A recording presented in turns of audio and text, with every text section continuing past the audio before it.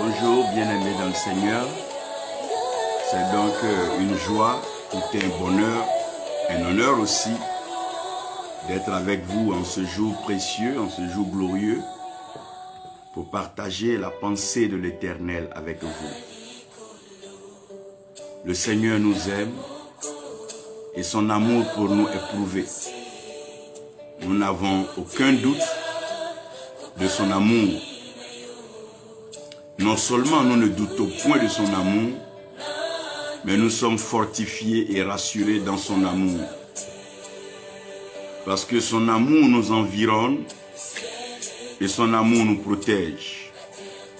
Son amour nous préserve et son amour nous nourrit.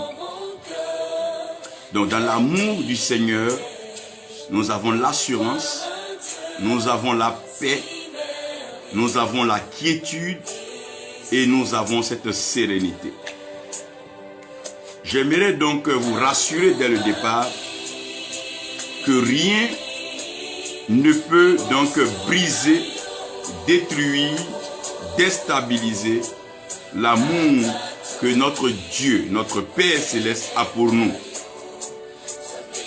Tout ce qu'il nous demande, c'est de lui faire confiance et de transmettre cet amour à notre prochain. Donc, pendant que nous transmettons cet amour à notre prochain, nous sommes en train d'accomplir la mission de Dieu qui est d'étendre sa bénédiction vers les uns et les autres.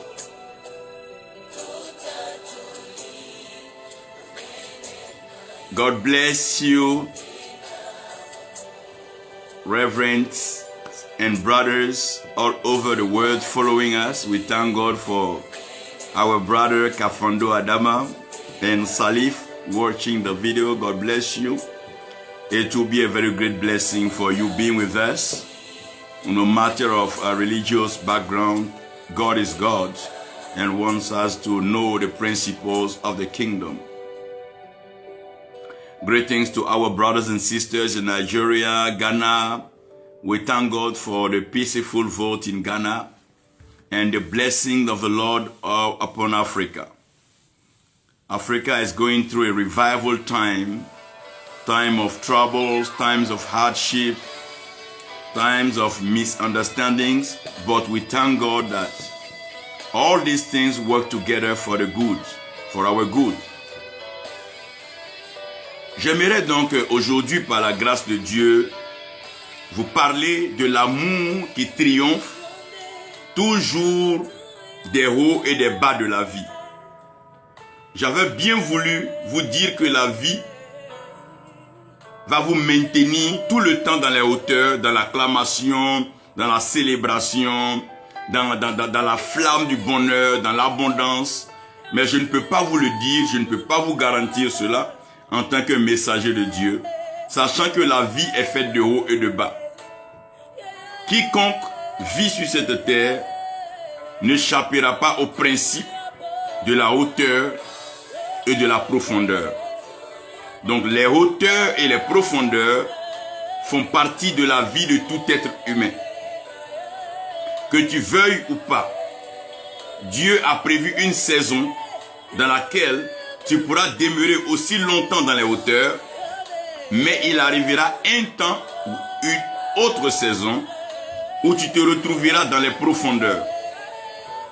Donc ce qui garantit la vie d'un homme n'est pas qu'il reste tout le temps dans les hauteurs, n'est pas aussi qu'il descende tout le temps dans les profondeurs, mais qu'il puisse arriver à retrouver l'équilibre de la vie. Et l'équilibre de la vie, c'est Jésus-Christ. C'est Dieu qui équilibre la vie de tous. En ce sens que, quand vous lisez dans le livre d'Ésaïe, Ésaïe dit que les montagnes seront rabaissées et les vallées seront rehaussées. Donc, quand Ésaïe parle des montagnes qui seront rabaissées et les vallées qui seront rehaussées, Ésaïe est en train de parler de la nivellation.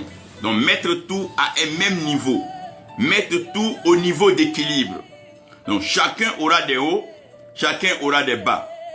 Mais la beauté de la vie, c'est la capacité à pouvoir garder son équilibre, à pouvoir garder donc sa paix, sa joie et continuer de vivre malgré les tempêtes, les circonstances et les situations que nous traversons.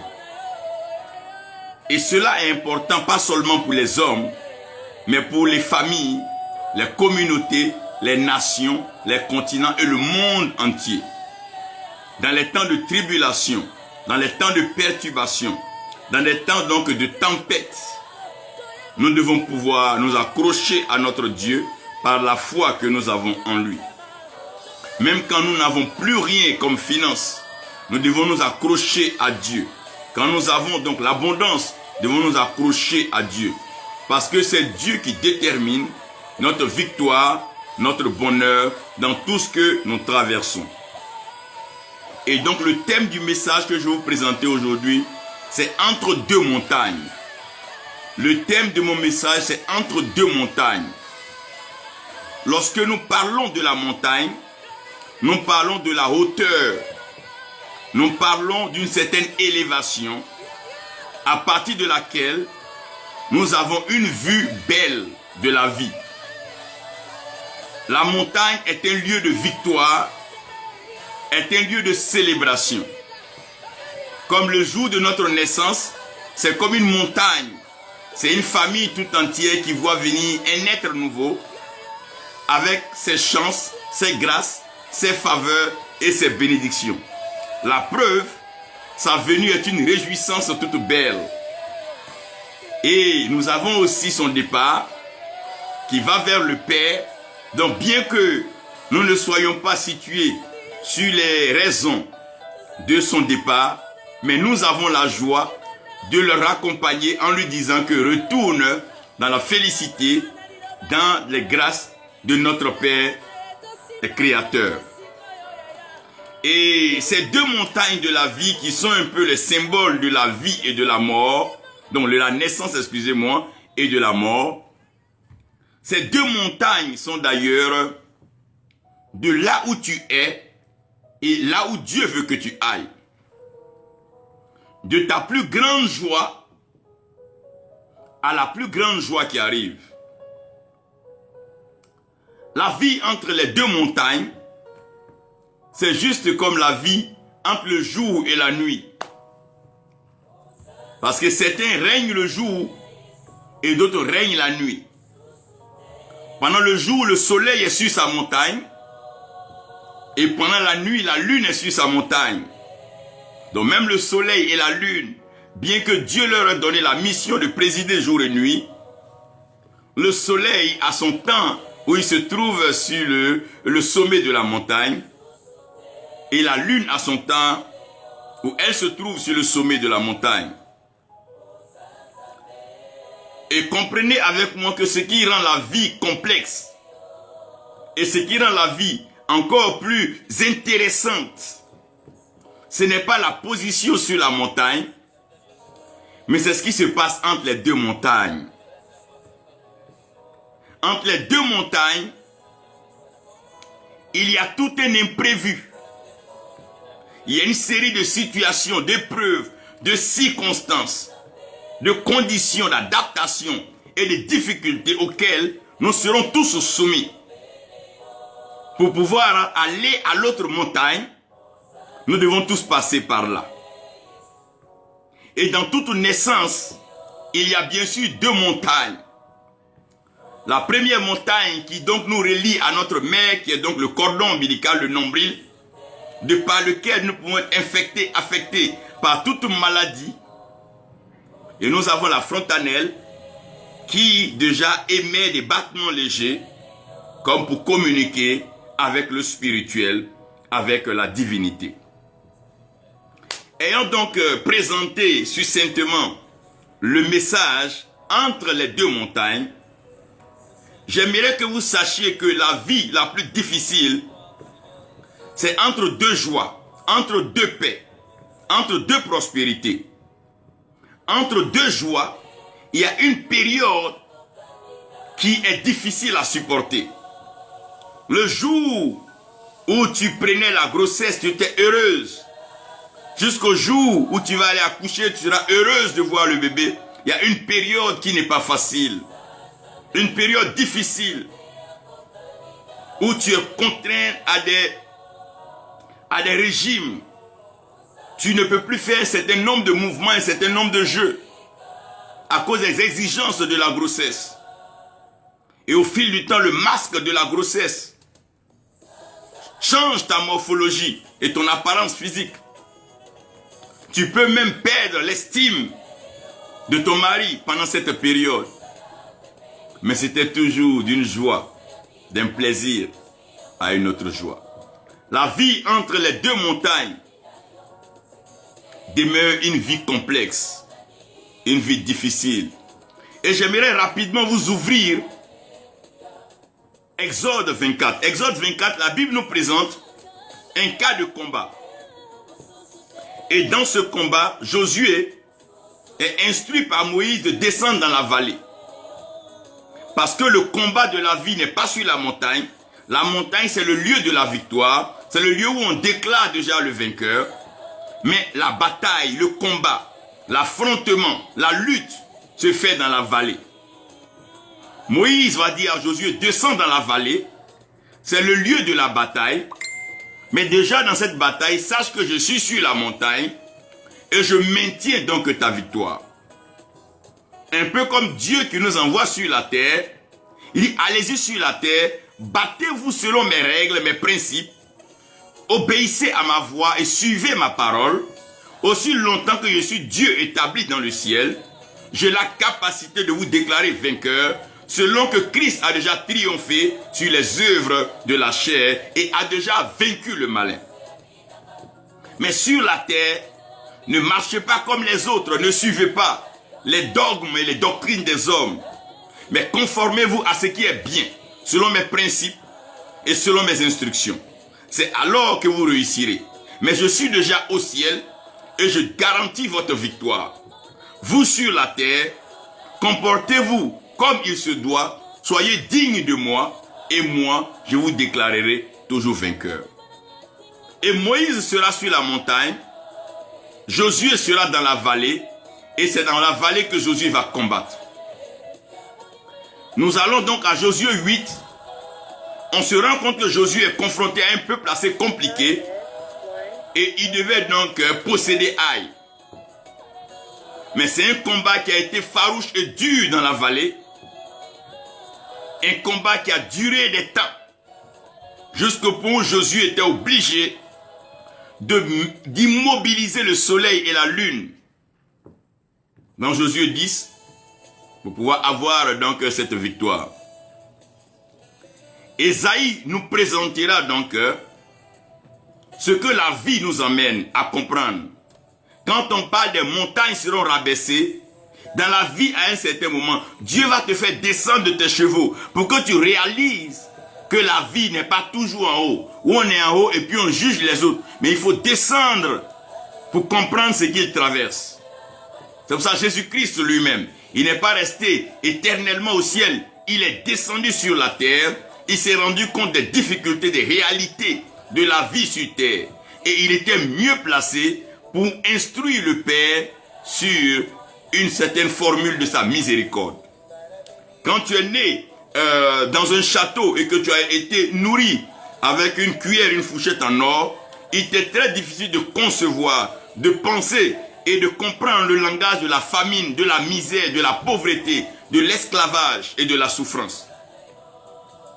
Quand on en parle, tu ne sais pas de quoi il s'agit. Donc Dieu va te faire descendre de tes chevaux, te faire tomber de ton pouvoir, te faire perdre ta position économique et financière pour que tu réalises que la vie est un combat et que l'orgueil ne sert à personne. L'ego, la surestimation ne sert à personne, mais nous devons rester humbles. Et Ésaïe dit aussi que les vallées seront rehaussées. Donc on ne restera pas tous les jours en bas, indéfiniment en bas et permanemment en bas. Mais on sera élevé à un niveau où nous serons à une table égale d'échanges et de discussions. C'est en cela que la Bible dit Dieu sort le pauvre de la poussière, l'indigent du fumier, et il le fait asseoir à la table des rois. Luc 3, verset 5, j'aimerais qu'on lise ça, je vous parle rapidement. Luc 3, verset 5. Ici, cette parole est en train d'être reprise, la parole d'Ésaïe. Dans Luc 3, verset 5, la Bible dit: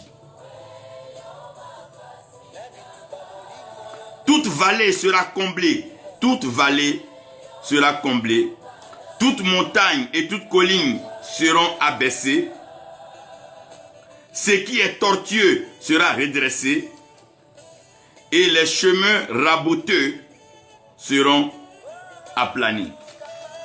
Père, tu as l'autorité spirituelle suprême, tu règnes dans le ciel et sur la terre tu accomplis tes œuvres. Viens par ta parole, inspire-nous, fais-nous du bien, donne-nous de comprendre la révélation que tu as pour nous en ce jour. Merci Père, parce que tu es bon et tu es merveilleux. Fais-le pour honorer ton saint nom dans la vie de mon frère et de ma soeur, au nom de Jésus-Christ. Amen. Frères et sœurs, je vais vous annoncer déjà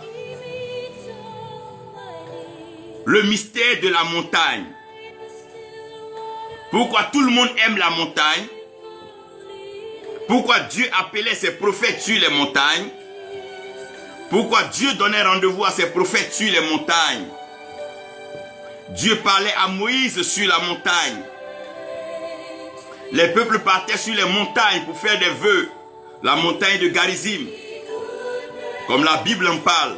On vous parle des monts, des montagnes, comme Ararat déjà, qui a permis à l'âge de Noé de se stabiliser, de s'immobiliser.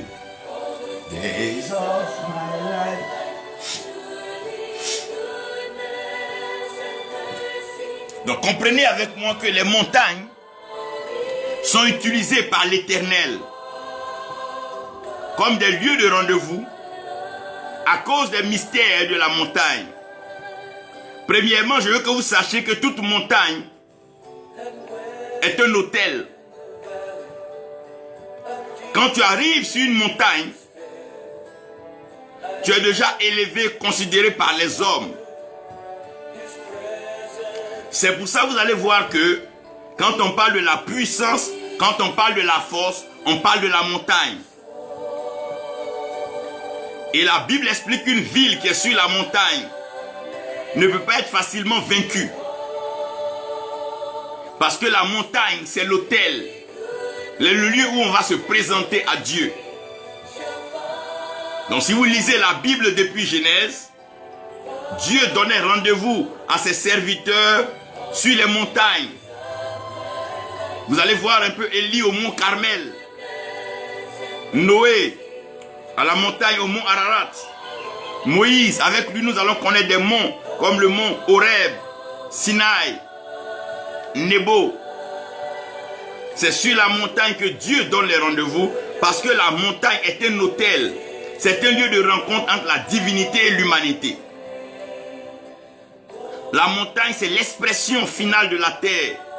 Lorsque la terre finit de grandir, quand la terre monte, après être passée par des plateaux, des plaines, des collines, elle arrive à une dimension de montagne. C'est l'expression la plus élevée de la montagne, de la terre. Donc la terre s'engage et s'invite dans le débat céleste. C'est ça la montagne. La montagne, c'est quand la terre est élevée. Elle est tellement élevée que de là-bas, tu te sens très proche du ciel. Donc le mystère de la montagne, c'est que la montagne est un hôtel, un lieu de rencontre entre la divinité et l'humanité. En même temps, j'aimerais vous présenter une autre facette de la montagne. La montagne est le lieu de la cohabitation, de la chaleur et de la fraîcheur. Quand vous allez sur une montagne, pendant qu'il fait chaud, il fait extrêmement chaud dans la montagne, parce que n'oubliez pas que dans la montagne, il y a ce qu'on appelle les roches magmatiques. Et dans les montagnes, il y a ce qu'on appelle le volcan. Quand on parle de volcan, on parle de feu. On parle de feu liquide, on parle d'extrême chaleur. Donc comprenez ici que sur la montagne, il y a la chaleur. Mais en même temps, sur la montagne, dans la soirée, il y a une extrême fraîcheur. Donc la montagne est le lieu de la cohabitation, de la chaleur et de la fraîcheur, du chaud et du froid. Alors que quand on parle de la chaleur, on pense au feu. Et quand on parle de la fraîcheur, on pense à l'eau. Donc la montagne est le lieu du rendez-vous entre le feu et l'eau. C'est pour ça que quand Jésus-Christ va à la montagne de la transfiguration, la Bible dit que Élie et puis Moïse vont lui apparaître. Quand on parle d'Élie et Moïse, voyez les symboles de l'eau et le feu. Élie a travaillé purement avec le feu, Moïse a été sauvé des eaux et Moïse a agi tout le temps avec les eaux. Donc la montagne, c'est le lieu du rendez-vous entre le feu et l'eau. C'est le lieu de la cohabitation entre la chaleur et la fraîcheur. Donc sur une montagne, on doit être habitué et s'adapter à la chaleur et s'adapter aussi à la fraîcheur. Quand tu es prêt à aller sur la montagne, c'est que tu peux supporter la chaleur et tu peux supporter la fraîcheur. Tu peux recevoir ton baptême de feu après avoir reçu ton baptême d'eau. Donc sur la montagne, tu peux voir un peu ce que les disciples ont vu, la transfiguration, parce que l'eau vient te laver, produit l'abondance en toi, et le feu vient pour te purifier et sortir la qualité de toi. Donc sur la montagne, nous avons un problème d'abondance et nous avons aussi un problème de qualité. La montagne devient maintenant un lien entre la retraite et le renouvellement. Lorsqu'un homme a travaillé avec Dieu et qui veut se reposer, Dieu l'invite sur la montagne. Après avoir bâti l'arche, Noé, s'est retrouvé sur le mont Ararat où il a eu son repos.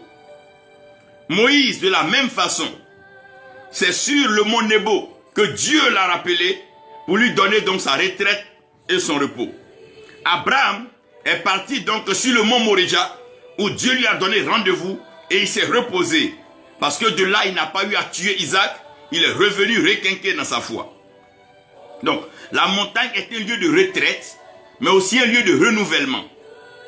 Voyez, l'aigle, quand l'aigle commence à vieillir et que l'aigle n'a plus ses aptitudes, l'aigle va dans la montagne. Et dans le creux du rocher de la montagne, l'aigle va donc enlever ses plumes et même enlever son bec. Jusqu'à ce que son bec pousse à nouveau et que ses plumes reviennent. C'est là qu'il reprendra la voltige. Donc la montagne est un lien entre la retraite et le renouvellement. Donc quand un homme sait qu'il est fatigué, il doit revenir dans sa haute retraite qui est la montagne de l'Éternel. C'est en cela qu'Abraham dit, sur la montagne de l'Éternel, l'Éternel se pourvoira. Donc quand tu as besoin de provision, tu as besoin de restauration, tu as besoin d'être impacté à nouveau, va sur la montagne de l'Éternel. Beaucoup d'hommes de Dieu disent non, je vais à une retraite spirituelle, ou bien je vais à la montagne, je vais dans le haut lieu, je vais dans le lieu très saint. C'est le sens de la montagne. La montagne est donc le lieu de la retraite, mais aussi du renouvellement. Parce que quand Dieu veut t'accorder une nouvelle mission, il te retire l'ancienne mission. Donc l'ancienne mission, quand tu es retiré, on appelle ça la retraite. Donc Dieu te met en retraite pour t'envoyer vers une autre mission. Donc s'il n'y a pas de lieu de retraite, il n'y a pas de lieu de renouvellement. C'est le lieu de retraite qui est en même temps le lieu de renouvellement, parce que la retraite c'est la fin d'une chose et le commencement d'une nouvelle chose. Et comprenez que la montagne est le lieu donc de la vision et de la sécurité. Quand tu es sur une montagne, tu es à l'abri. Parce que le combat se passe dans la vallée, l'agression se passe dans la vallée, les problèmes sont dans la vallée. Donc quand tu es sur la montagne, tu es élevé au-dessus des problèmes. C'est comme s'il y a une amnistie, ou bien tu es dans un lieu où on ne peut pas te nuire. Et en même temps sur la montagne, tu gagnes à ce qu'on appelle la vision. Quand on parle de la vision, c'est une capacité de percevoir à partir d'une certaine altitude les choses que les hommes sur la terre ne voient pas. Quand Dieu veut donner une vision à une personne, Dieu l'élève. Donc celui qui est sur la montagne, il voit plus loin que celui qui est pas à terre. Donc celui qui est dans l'avion, il voit plus loin que celui qui est en voiture ou celui qui est à moto, ou à vélo, sinon à pied. Et pour ça, vous allez voir que dans les guerres, dans les combats, dans les affrontements, celui qui est en hélicoptère a un avantage. D'abord, il peut facilement repérer ceux qui sont par terre, il les détruit. Mais ceux qui sont par terre ont du mal d'abord à le voir, à le localiser et à chercher à le détruire. Donc celui qui est en altitude, il a un avantage du point de vue vision et du point de vue sécurité. Donc quand Dieu te met sur la montagne, c'est pour te faire expérimenter ces mystères. Et je prie aujourd'hui, au nom de Jésus-Christ, à cause de tes ennemis, que le Seigneur te maintienne sur la montagne de la bénédiction. Quand on parle de la montagne de la bénédiction, c'est le lieu où Dieu te manifeste cela. Il te met dans la retraite et il te renouvelle. Il t'instruit à nouveau. Il te reconstruit. Il rebâtit en toi ce qui a été endommagé, détruit par les hommes et par les circonstances de la vie, afin que tu puisses relancer le combat et aller triompher. Maintenant, entre deux montagnes, il y a quelque chose de particulier. Les montagnes sont des élévations, donc des hauteurs, mais entre deux montagnes, il y a forcément la vallée. Et le problème de la vie, c'est que la vie est dans une vallée. Depuis le jour que tu es né, jusqu'au jour où tu vas mourir, tu es dans la vallée. Tu auras des hauts et des bas. Des hommes vont t'accepter, des hommes vont te rejeter, des hommes vont te calomnier, des hommes vont te défendre. Tout peut arriver quand tu es dans cette vie. Tu peux être accusé à tort et à travers, tu peux être emprisonné parce que c'est la vallée. Donc entre deux montagnes, il y a une vallée. Et quiconque veut arriver sur la montagne de la retraite et du renouvellement doit accepter de passer par la vallée. On ne reste pas sur une montagne, mais on va sur la montagne de façon ponctuelle. Mais la vallée, c'est une traversée, c'est une marche. Et avant, quand il y avait les combats, chaque peuple partait se mettre sur sa montagne, son alliance. Et de la montagne, les peuples se lançaient le défi verbal. Après le défi verbal, ils descendent dans la vallée pour aller maintenant à la phase pratique, pour aller concrétiser. Le Dieu que tu as déclaré sur la montagne là, viens dans la vallée, viens prouver. Ce que tu as crié dimanche fort à l'église là, voilà lundi, mardi, la semaine est ouverte, va prouver. Ton Dieu te dit ne t'abandonnera jamais là, voici la vallée qui est là, va prouver. Je serai à la tête, je ne serai pas à la queue, voici la vallée, va prouver. Nous serons toujours les meilleurs. Oui, voici la vallée va prouver. Je suis plus que vainqueur. Voici la vallée va prouver. Frère, entre deux montagnes, il y a une vallée. Et la vallée n'est pas facile. La vallée n'est pas facile. Premièrement parce que la vallée est couverte. Si vous regardez toujours la vallée, il y a comme des formes de ténèbres qui couvrent la vallée. C'est ce que David appelle l'ombre de la mort. David dit quand il marche dans la vallée de l'ombre de la mort. Quand on parle de l'ombre de la mort, ça veut dire que ce n'est pas la mort elle-même. Mais il y a comme une forme de lumière qui donne le reflet de la mort et c'est son ombre qu'on perçoit. Donc l'ombre de la mort, c'est la maladie. L'ombre de la mort, c'est la misère. L'ombre de la mort, c'est la prison. L'ombre de la mort, ce sont les guerres. L'ombre de la mort, ce sont les tribulations. L'ombre de la mort, c'est la cruauté satanique. L'ombre de la mort, c'est ça. Mais David dit quand il marche dans la vallée de l'ombre de la mort, il ne craint aucun mal. Voyez, David ne dit pas quand il court dans la vallée de l'ombre de la mort. Parce que dans la vallée de l'ombre de la mort, on ne court pas, on marche. La vie chrétienne est une marche. Ce n'est pas une course. Ce ne sont pas des sauts. Mais on marche avec Dieu. Même quand c'est difficile, on ne court pas pour abandonner Dieu. Quand c'est compliqué, on ne court pas pour aller à gauche ou à droite. Quand c'est dur, on ne court pas pour aller chez les féticheurs. Quand c'est dur, on ne court pas pour aller faire toutes sortes de pactes sataniques. Quand c'est dur, on marche avec Dieu. David dit, dans la vallée de l'ombre de la mort, je ne crains aucun mal. Quand je marche dans la vallée de l'ombre de la mort, je ne crains aucun mal. Même quand tu marches dans la vallée de la misère, ne va pas vendre ton âme pour de l'argent. Marche dignement avec Dieu. Garde la tête haute sur les épaules. Le même Dieu qui te suit dans la vallée est le même Dieu qui va t'amener à la montagne de la richesse et de la prospérité. C'est la bénédiction de l'Éternel qui enrichit. Et elle ne se fait suivre d'aucun chagrin. Marche dans la vallée. C'est l'ombre de la mort qui est là. Mais ce n'est pas la mort elle-même, c'est l'ombre. L'ombre, c'est une simulation. L'ombre d'un lion ne mord pas. L'ombre d'un serpent ne pique pas. L'ombre d'un voleur ne vole pas. L'ombre, c'est juste une image. N'aie pas peur de l'image. Parce que tu as été créé à l'image de Dieu. Donc ton image est plus forte que toute image qui peut apparaître dans un rêve, dans un songe ou même dans l'ombre.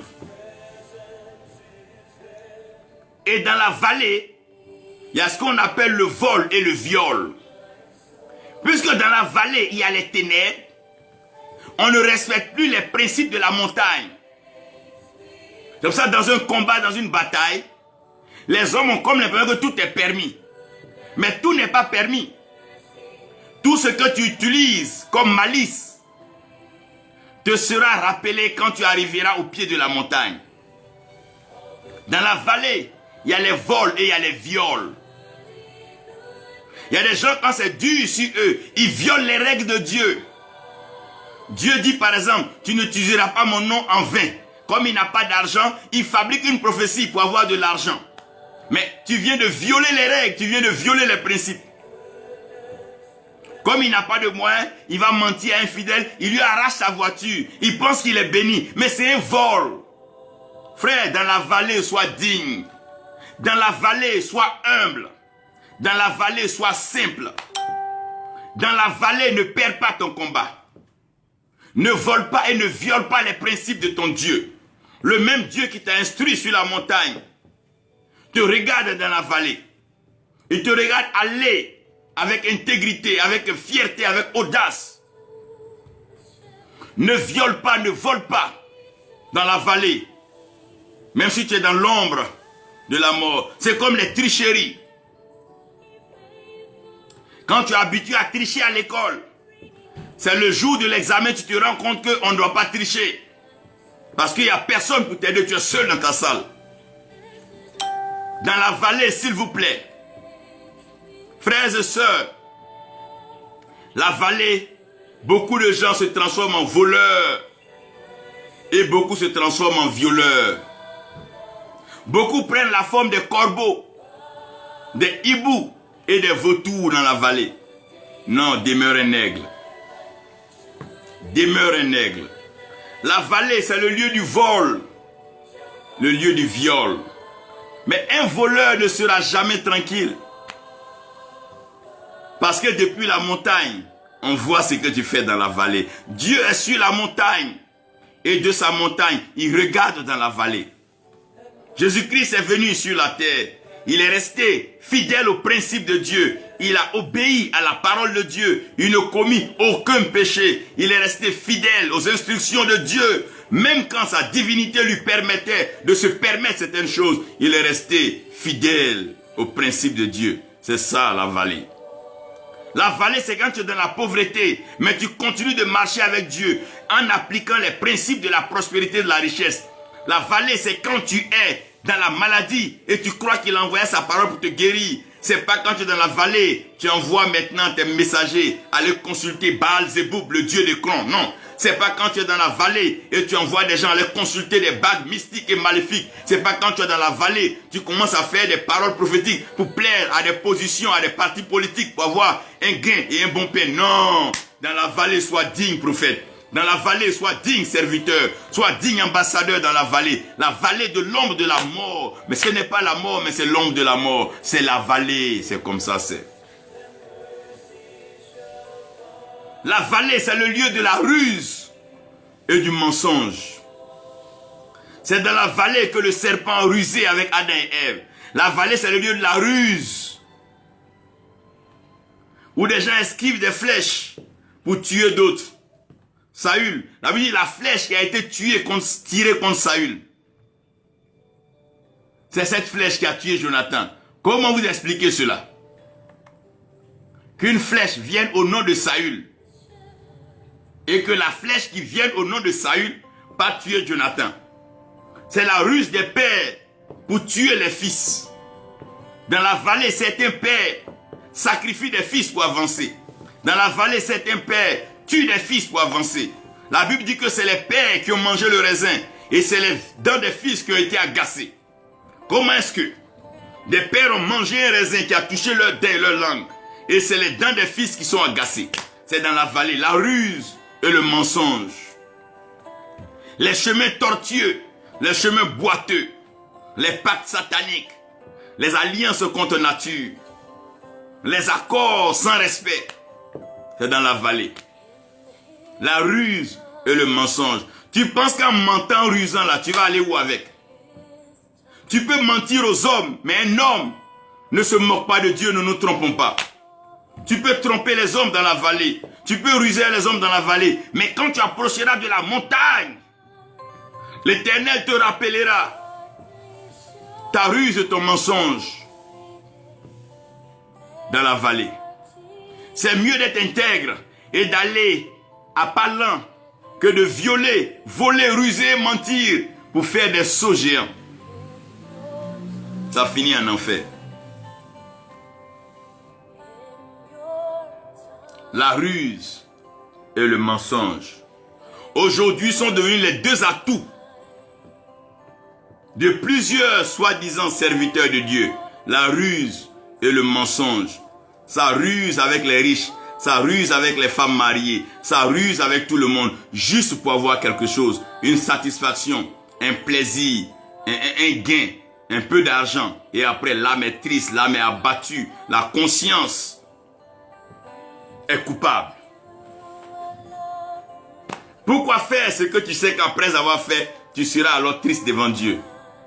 Pourquoi alors t'engager dans un chemin sans issue?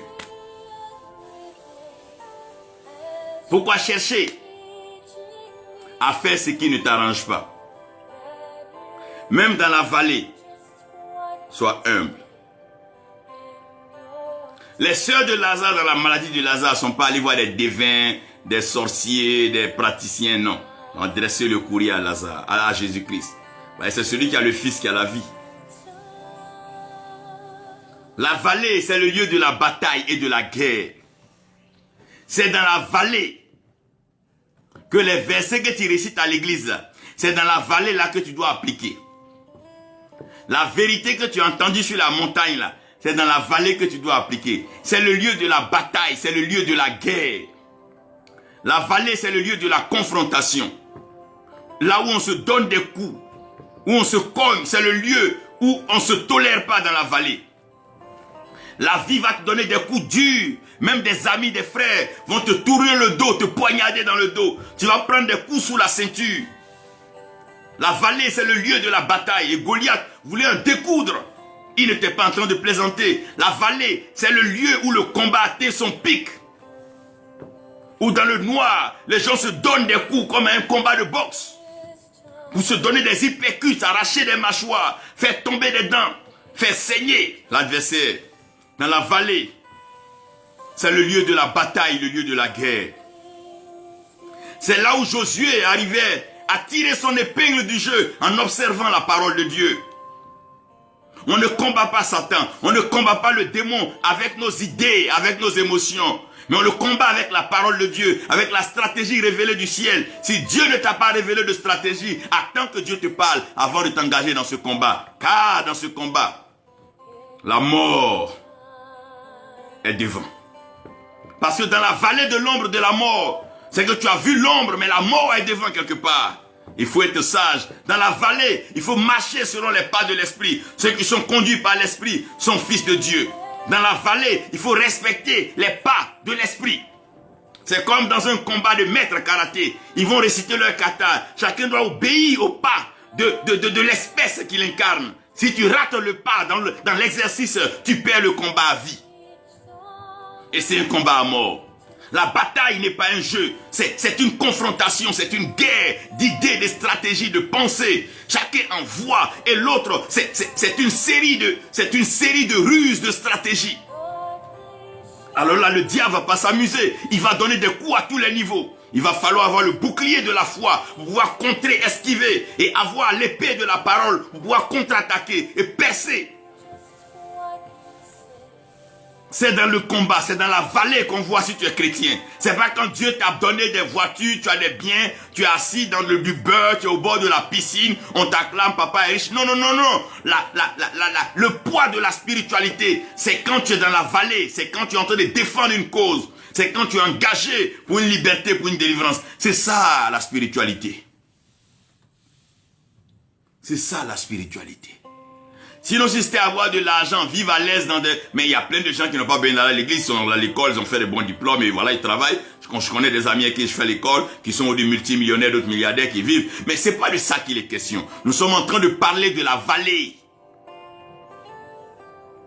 La vallée, c'est quand tu as perdu ton emploi et maintenant tu n'as plus d'emploi, tu n'as plus de rémunération, mais tu dois t'arranger dans la dignité, à faire face à tes charges, à nourrir les enfants, prendre soin de ta femme. C'est ça. C'est ici la vallée.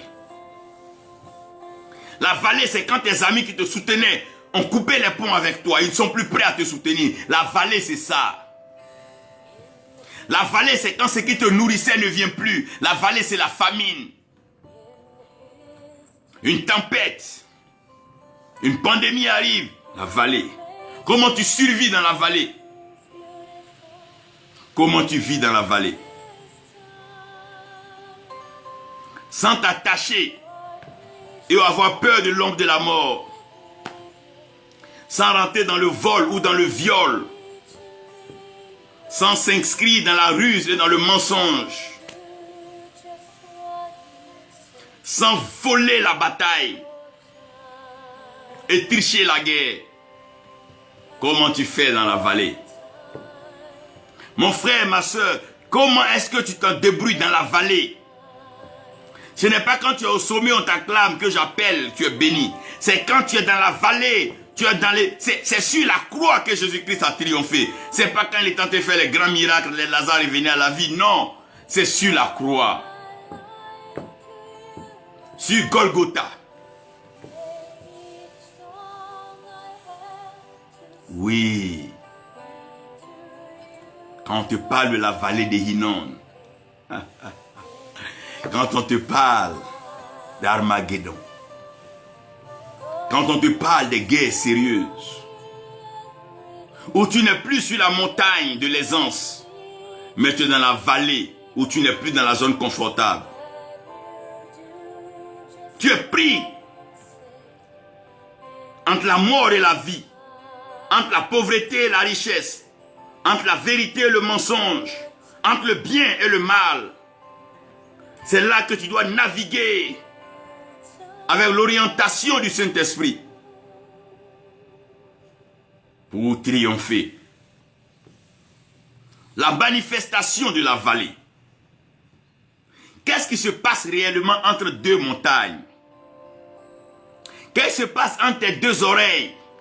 Qu'est-ce qui se passe entre tes deux yeux? C'est là, dans la tête, à quoi tu penses.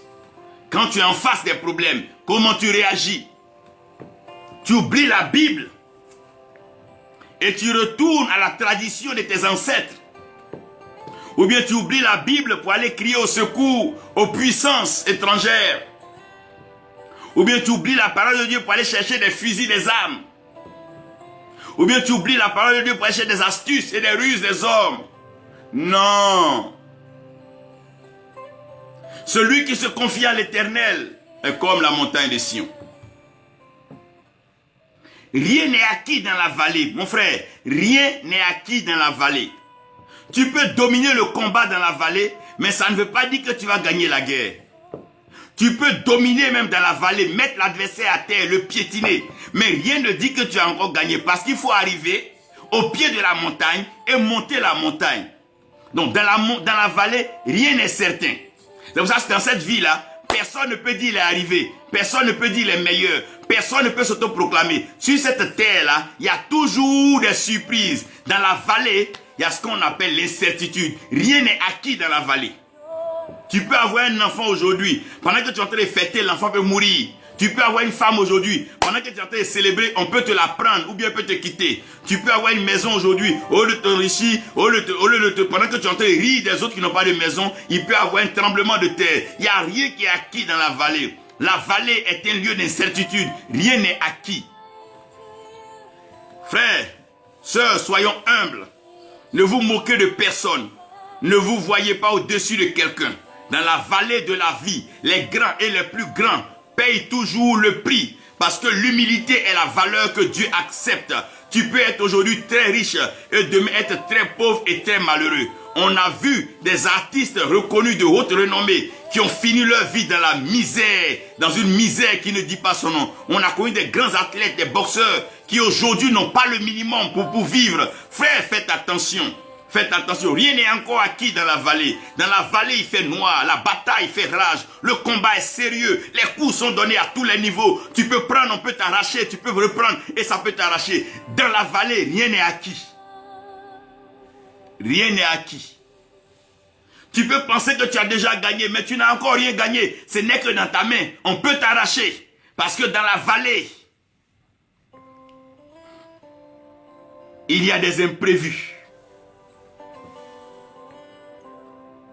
Dans la vallée, c'est le lieu où tu manques de sommeil et tu n'as pas de paix. Tu ne sais pas à quel moment l'adversaire peut ressurgir. Même le serpent que tu as mis par terre, il peut être réveillé.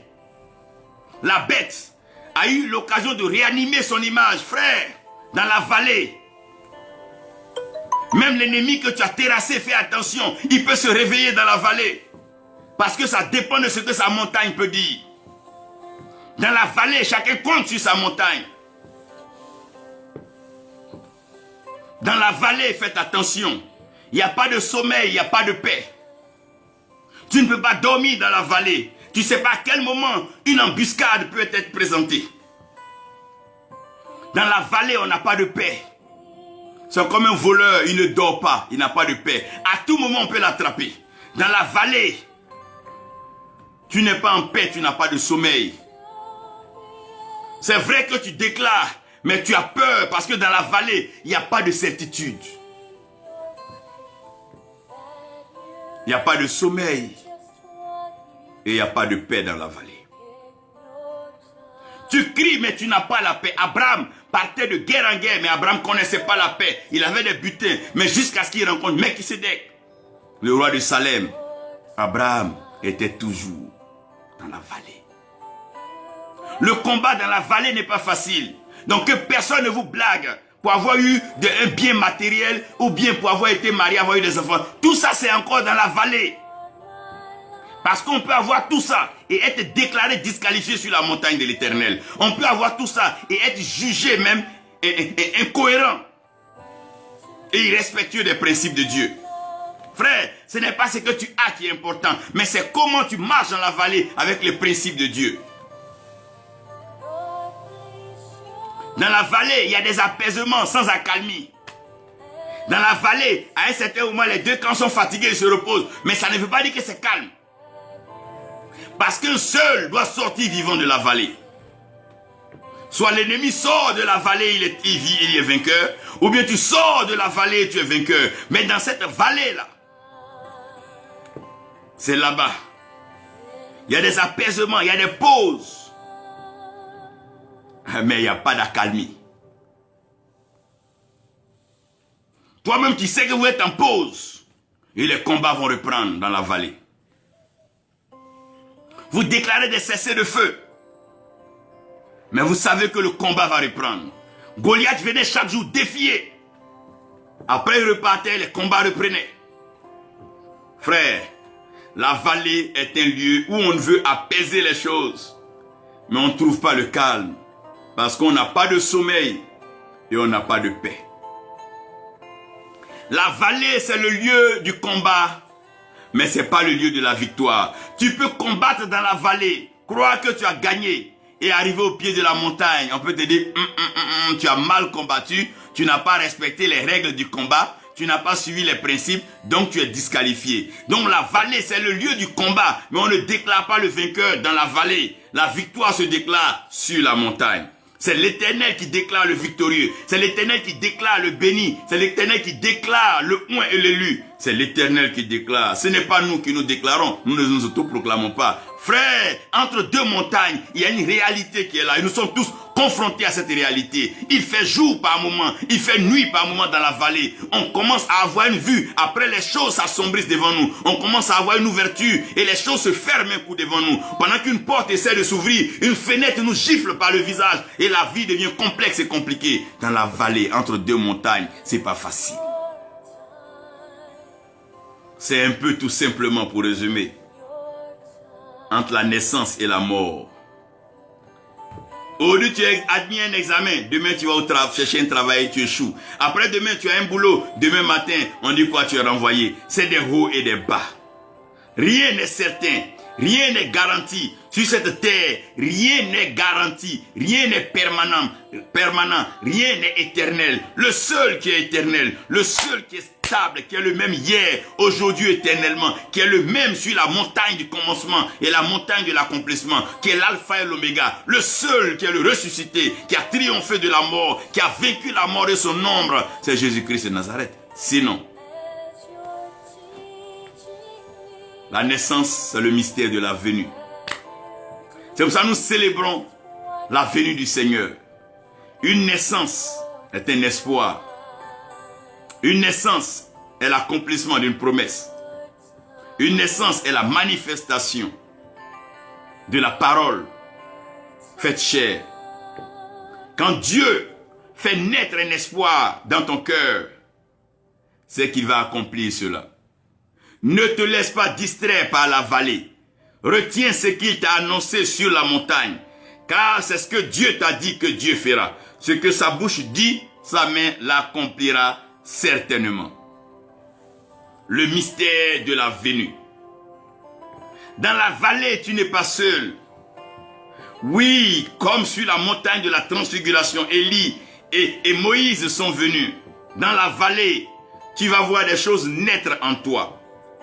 La maîtrise de soi va naître en toi. La paix va naître en toi. La joie va naître en toi. L'amour de Dieu va naître en toi. C'est la vallée, dans ce lieu-là, qui a la naissance. C'est dans la vallée que Dieu bâtit le caractère de ses oints, de ses serviteurs et de ses enfants. C'est dans la vallée que Dieu transforme l'homme à son image et à sa ressemblance. C'est dans la vallée que Dieu expérimente le produit qu'il a fabriqué, qu'il a conçu. Dieu t'a créé sur la montagne pour t'expérimenter dans la vallée. C'est dans la vallée qu'il te marque pour ne pas que tu portes la marque de la bête et la marque de l'antichrist et la marque de la mort. Mais il te marque par la vie, il te marque du sceau de vie parce qu'il est Dieu.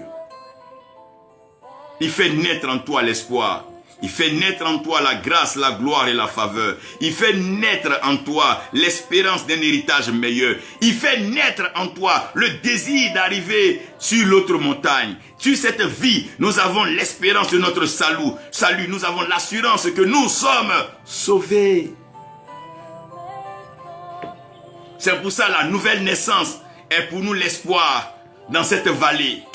Dans cette vallée, gloire soit rendue à Jésus-Christ qui nous a fait naître de nouveau en lui. Nous ne sommes plus nés de la chair, du sang, ni de la volonté des hommes, mais nous sommes nés de Dieu, de sa parole. Cette parole qui nous a adressés sur la montagne, nous a vu naître, oh mon Dieu, dans la vallée, la nouvelle naissance. Il dit Nicodème, tout ce que tu traverses comme tourmente, turbulation dans le ministère, c'est tout simplement parce que tu n'es pas né de nouveau. Mais Nicodème, comment faire pour être né de nouveau? Je suis déjà engagé dans la vallée de la vie. Il dit oui, tu as l'occasion encore de renaître.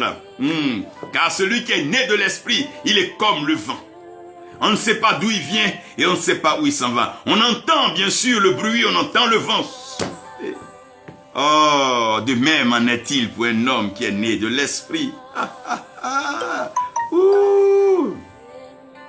La venue ou le mystère de la naissance. C'est là qu'on parle de la célébration et la cérémonie sur la terre. Vous voyez, quand Jésus-Christ est né, il y a eu une célébration sur la terre. Les mages sont venus honorer l'enfant avec des trésors, avec de l'or. C'est comme un trophée d'office. Quand tu es dans la vallée, c'est que Dieu t'envoie. C'est une préfiguration de la récompense que tu auras sur la montagne. Il t'envoie le soutien des anges. Il t'envoie le soutien des messagers. Il fait agir la création en ta faveur. Les vents soufflent en ta faveur. Le feu combat en ta faveur. L'eau se lève contre tes ennemis pour engloutir comme le cas de Moïse ou Pharaon et son armée était engloutie. La terre s'ouvre pour laisser entrer ceux qui sont désobéissants et qui s'opposent à ta percée, comme le cas de Corée et ses fils. Dieu fait agir la création.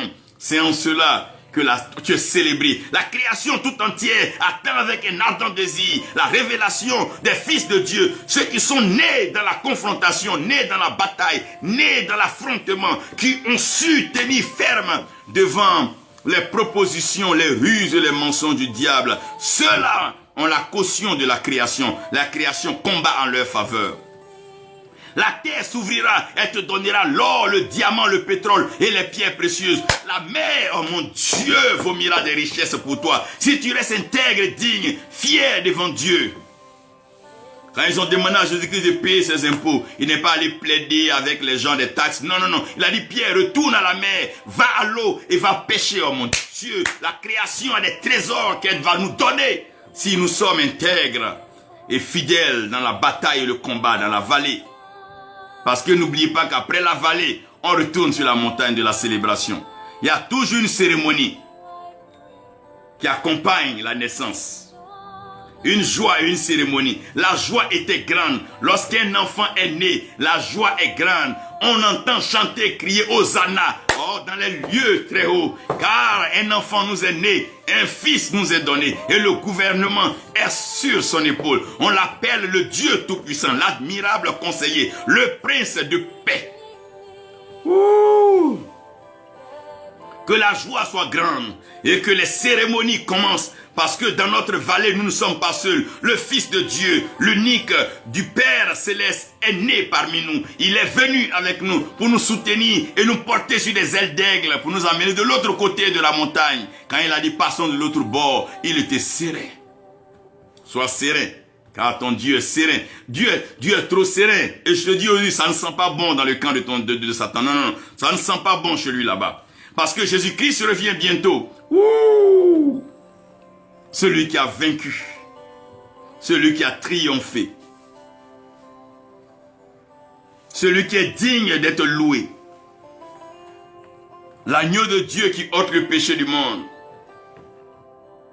Frère, la cérémonie, ta joie sera restaurée. Même dans la vallée, il te donnera ta joie et tu vas célébrer dans la vallée. On t'entendra crier, pousser des cris de joie. Ton témoignage, la Bible dit, ils ont vaincu le malin, ah mon Dieu, par le sang de l'agneau et la parole de le témoignage. Dans la vallée, tu parleras, on entendra ta voix pour que la montagne sache que tu vis. Dans la vallée, on entendra ton témoignage pour que ta montagne sache que tu vis. Ton Dieu est vivant et toi aussi tu vis car ton âme dépend de ton Dieu. La mort ou le mystère du départ.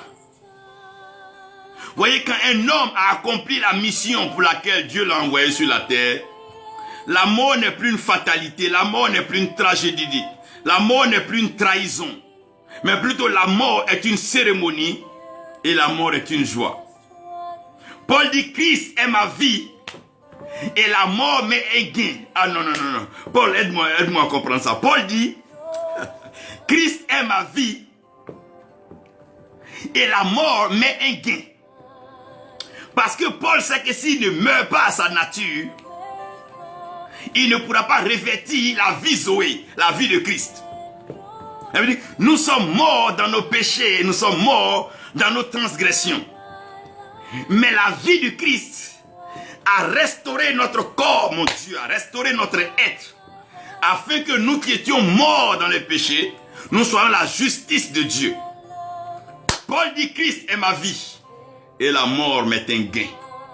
Quand Christ est en toi, l'espérance de la gloire, avec Christ tu parviendras et tu seras sur la montagne de la vie, la montagne de la gloire et la montagne de la célébration. Tu seras élevé dans les airs. Jésus-Christ vient pour que tu sois élevé dans les airs, parce que Christ est ta vie. Et quand Christ est ta vie, la mort n'est qu'un passage de la mission terrestre à la récompense céleste. Lorsque Christ est ta vie, oh mon Dieu, quand Christ est en toi, quand Christ t'a sauvé, le ciel est le lieu de la récompense. Le ciel devient la montagne de laquelle la mort, les ennemis n'auront plus de poids, ne pourront plus t'atteindre. Parce que Christ a déjà vaincu la mort. Il a déjà triomphé. Et il te positionne. Entre les deux montagnes, n'aie pas peur de la mort. Parce que celui qui t'engage est plus puissant que la mort. Il a vaincu la mort. Et il est en toi. Le mystère du départ. Quand tu as servi Dieu selon les principes de Dieu, tu es heureux de partir. Quand tu as servi Dieu conformément à la volonté de Dieu, tu es heureux de partir. Le vieux Siméon pouvait dire au Seigneur, maintenant que mes yeux l'ont vu, que j'ai vu la promesse de la naissance, mon départ est correct. Parce que je sais que je l'ai vu. Et je peux témoigner que je l'ai touché.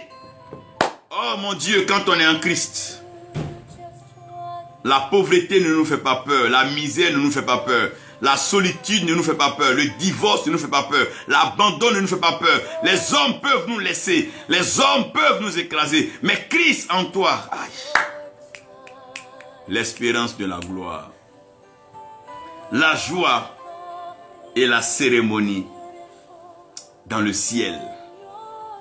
Ah, c'est là le Seigneur peut dire, entre dans mon repos. Bon et fidèle serviteur. Quand tu as travaillé selon les principes de Dieu dans la vallée, tu es reçu dans les honneurs dans le ciel. Quand tu as appliqué les principes spirituels, que tu as vécu comme Dieu l'a souhaité, oh frère, le ciel t'accueille, le ciel te reçoit, le ciel te bénit, le ciel te félicite et il y a une cérémonie spéciale qui est faite pour toi. Je veux t'annoncer aujourd'hui que cette vie que tu mènes n'est que la vallée. Mais dans cette vallée de l'ombre de la mort, ne crée aucun mal. Car celui qui est sur la montagne a les mains levées. Sur la croix, ses mains étaient levées. Il n'abaissera jamais ses mains à cause de toi. Parce qu'il sait que tu es dans la vallée. Le Seigneur intercédera toujours en ta faveur. Il priera toujours en ta faveur. Il déclarera toujours en ta faveur. Il enverra ses anges toujours en ta faveur. Parce qu'il sait que tu es dans la vallée. Il sait que la vallée n'est pas facile. Il sait que la vallée est difficile. Il déclarera en ta faveur. Il te soutiendra tous les jours. Et il proclamera ta bénédiction dans cette vallée. Parce que l'Éternel est Dieu. L'Éternel te comble. Et l'Éternel t'élève. Je prie qu'entre les deux montagnes, que tu sois toujours intègre devant le Seigneur. Entre les deux montagnes, ne perds pas de vue ce que Dieu t'a dit. Entre les deux montagnes, garde tes yeux ouverts sur le Seigneur. Entre les deux montagnes, souviens-toi de l'Éternel, qu'il est le puissant guerrier, celui qui combat pour toi. Il est sur la montagne pour toi. Il est sur la montagne à cause de toi.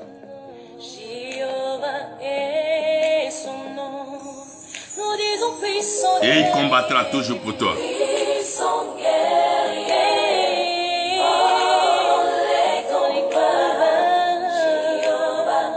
Tu triompheras. Car celui qui est sur la montagne est plus que vainqueur.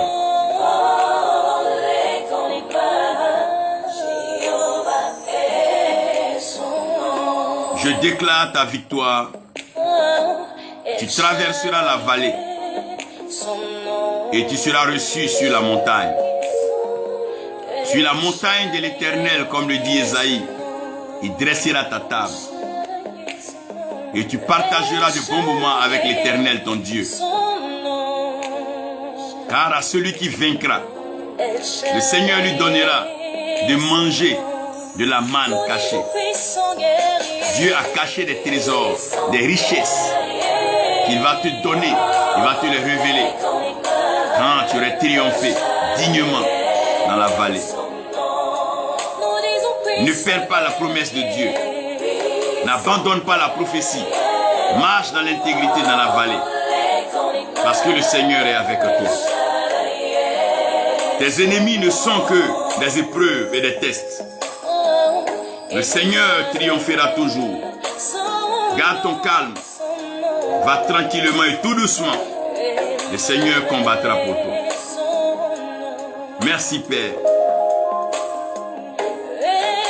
Merci Seigneur pour ce que tu fais. Accorde-nous cette victoire. Permets à mon frère et à ma soeur de triompher dans cette vie. Tu triompheras. Car Jésus-Christ est plus que vainqueur. Il est plus que vainqueur. Il est plus que vainqueur. Il est plus que vainqueur. Il est plus que vainqueur. Il est plus que vainqueur. Il est plus que vainqueur.